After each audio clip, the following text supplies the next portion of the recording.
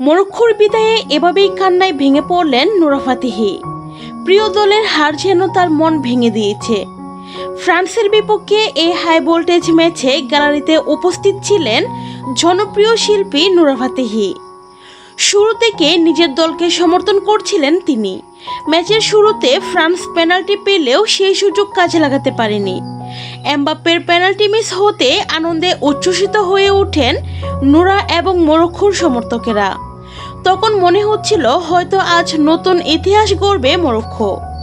কিন্তু দ্বিতীয়ার্ধে বদলে যায় পুরো ম্যাচের চিত্র।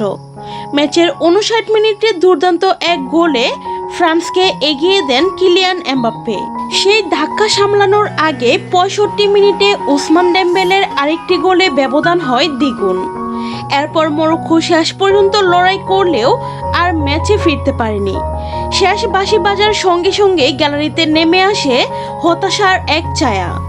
নিজের দলের বিদায় যেন মেনে নিতে কষ্ট হচ্ছিল নুরা ফাতেহির। গ্যালারিতে তাকে গভীর হতাশায় বসে থাকতে দেখা যায়। সেই আবেগঘন মুহূর্তের ভিডিও মুহূর্তেই ছড়িয়ে পড়ে সামাজিক যোগাযোগ মাধ্যমে। অনেকেই বলছেন এটাই একজন সত্যিকারের সমর্থকের পরিচয়। জয়ের সময় যেমন